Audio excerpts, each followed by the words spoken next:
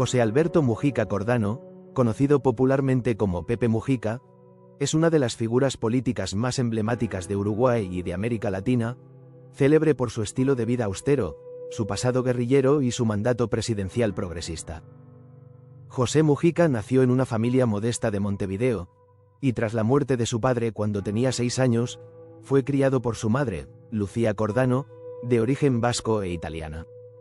Desde joven, Mujica mostró interés por los problemas sociales, inspirado por figuras del socialismo, la Revolución cubana y los movimientos de liberación nacional en América Latina. En su adolescencia fue militante del Partido Nacional, pero luego se inclinó hacia una izquierda más radical debido a la creciente desigualdad social y la represión política en Uruguay. En la década de 1960, Uruguay atravesaba una fuerte crisis económica y un aumento de la represión estatal. Frente a este panorama, Mujica se unió al Movimiento de Liberación Nacional Tupamaros, MLNT, un grupo guerrillero urbano influenciado por la Revolución cubana y otras luchas armadas de la época. Los Tupamaros promovían un socialismo criollo y veían la lucha armada como un medio legítimo para combatir la injusticia y el autoritarismo. No eran solo un grupo de combate, realizaban acciones simbólicas, como robos a bancos, distribución de alimentos entre los pobres, o el asalto a supermercados para entregar productos en barrios populares. Mujica se convirtió en uno de sus principales integrantes y estratega. Durante su militancia, Mujica participó en numerosas acciones armadas. Fue herido de bala en 2 ocasiones y capturado varias veces. Primera detención. Fue apresado en 1970, pero logró fugarse junto a otros tupamaros en una fuga masiva del penal de Punta Carretas, una de las más espectaculares de la historia uruguaya. Segunda detención. Volvió a ser arrestado en 1972. Ese mismo año, el MLNT fue derrotado militarmente, y Mujica pasó a ser uno de los 9 rehenes seleccionados por la dictadura militar. Los 9 rehenes, incluyendo Mujica, fueron trasladados a distintas prisiones y cuarteles militares, donde fueron sometidos a un régimen brutal con el objetivo de quebrarlos física y psicológicamente. Durante casi 13 años, Mujica vivió aislamiento prolongado, torturas físicas y psicológicas, falta de contacto humano, privación de luz y lectura y enfermedades sin tratamiento. En algunos momentos, vivía encerrado en un aljibe o bajo tierra, alimentándose apenas y rodeado de ratas. Mujica llegó a delirar, hablar con insectos y rozar la locura, según él mismo ha relatado. Sin embargo, asegura que esa experiencia extrema lo formó, enseñándole a valorar la libertad interior, la dignidad humana y el poder de la mente. En 1985, tras el retorno de la democracia, fue liberado junto a otros presos políticos gracias a una ley de amnistía general. Muchos pensaron que desaparecería del mapa político, pero él, como otros exguerrilleros, optó por reinsertarse en la vida democrática, apostando por el camino electoral y pacífico.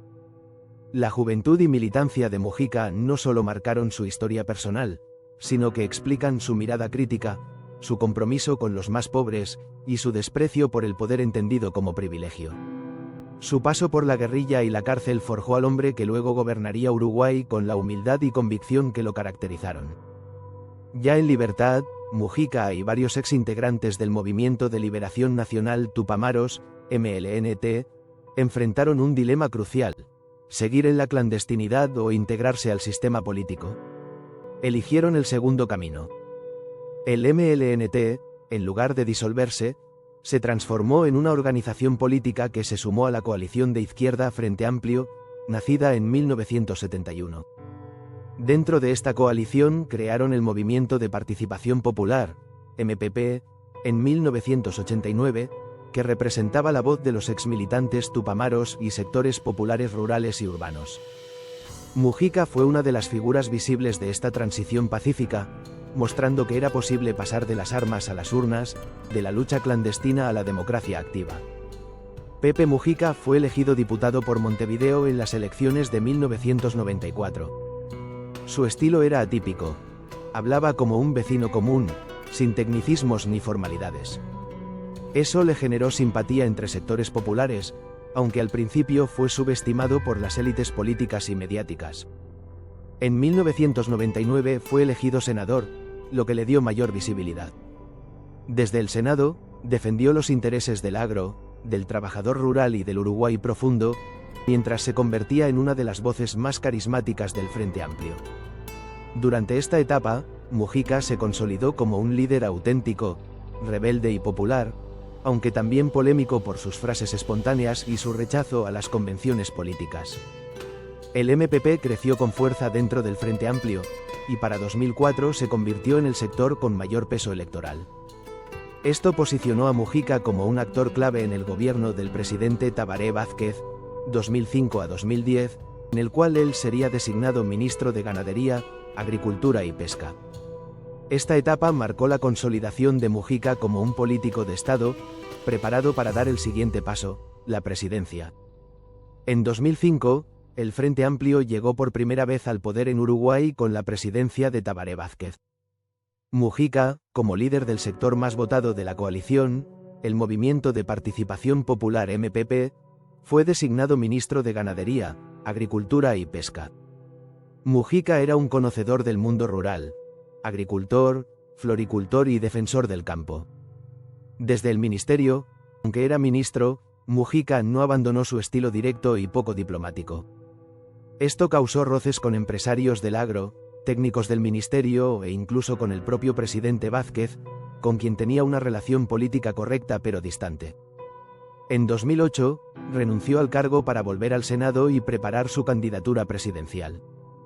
En las elecciones de 2009, Mujica se presentó como candidato del Frente Amplio. Su principal rival fue el expresidente Luis Alberto Lacalle, padre del actual presidente, Luis Lacalle Pou. Durante la campaña, Mujica buscó moderar su imagen de exguerrillero, firmó un compromiso de respeto a la Constitución, y destacó su experiencia en el Ejecutivo y el Legislativo. Ganó en segunda vuelta con el 52,4% de los votos. Desde el inicio, rompió con los moldes tradicionales del poder. No vivía en la residencia presidencial, Suárez y Reyes, sino en su humilde chacra en Rincón del Cerro. Se trasladaba en su viejo Volkswagen Fusca 1987.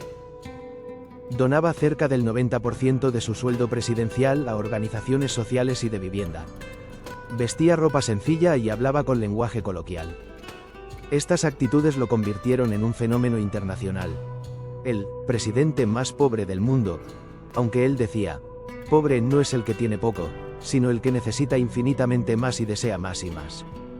Entre sus principales políticas y logros fueron matrimonio igualitario, 2013, legalización y regulación del cannabis, 2013, despenalización del aborto, reforma educativa y social y crecimiento económico con inclusión. Todo esto, sin grandes rupturas macroeconómicas, mantuvo políticas fiscales moderadas. Aunque Mujica no buscó protagonismo mundial, sus discursos en la ONU y otras tribunas internacionales lo volvieron una figura global. Uno de los más recordados fue en la conferencia Río+20, 2012, donde dijo, venimos al planeta a intentar ser felices. La vida es corta y se nos va. Pero gastamos la vida comprando y comprando. Hipotecamos la vida para pagar cuentas. Ese es el destino de la vida humana. Ese discurso recorrió el mundo y lo convirtió en símbolo de sabiduría, humildad y filosofía política humanista. En 2015, entregó el poder nuevamente a Tabaré Vázquez, regresó al Senado, siguió viviendo en su chacra, y se convirtió en una figura moral y simbólica de la política uruguaya. ¿Cuál fue su legado?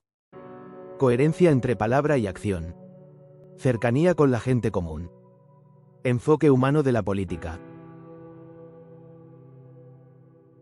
Defensa de la libertad individual y la justicia social.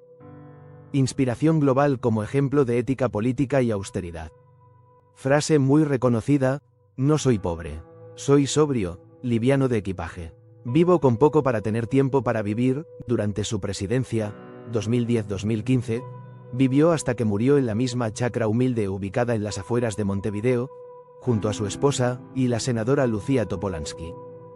Casa sencilla, con paredes sin lujos, rodeada de naturaleza, cultiva flores, verduras y frutas. Tiene varios perros y gallinas. Uno de sus perros, Manuela, con 3 patas, se volvió célebre. Conduce un Volkswagen Fusca modelo 1987, que simboliza su desapego total a los lujos del poder. En 2014, un jeque árabe le ofreció $1 millón por el auto, pero él rechazó la oferta con sencillez: no me vendo.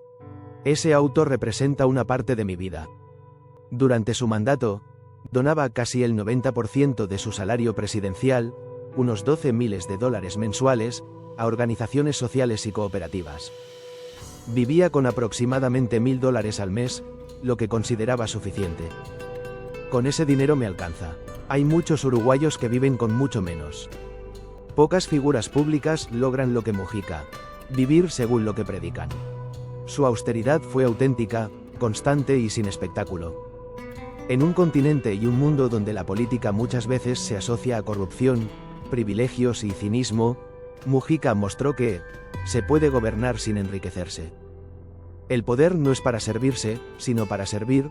La política debe tener contenido ético, no solo pragmático. Aunque Uruguay es un país pequeño, Mujica se convirtió en un referente mundial. Fue invitado a dar discursos en universidades, congresos y foros internacionales. Su discurso en la ONU, 2013, y en la cumbre Río+20, 2012, aún se comparte en redes sociales como ejemplo de pensamiento crítico y humanidad. Inspiración para las nuevas generaciones jóvenes de todo el mundo. Lo ven como un ejemplo de honestidad, humildad y resistencia. Ha inspirado libros, documentales, canciones y películas. En muchos países se lo estudia como un líder alternativo al modelo de poder tradicional. 5. Frases que dejaron huella. Cuando compras con dinero, no compras con dinero, compras con el tiempo de tu vida que tuviste que gastar para ganarlo. Ser libre es gastar la mayor cantidad de tiempo de nuestra vida en aquello que nos gusta hacer. No hay que ser tan tonto de hipotecar la vida para pagar cuotas de consumo. Si esta historia te gustó, dale un like, suscríbete y comparte este vídeo. Juntos podemos hacer crecer este canal.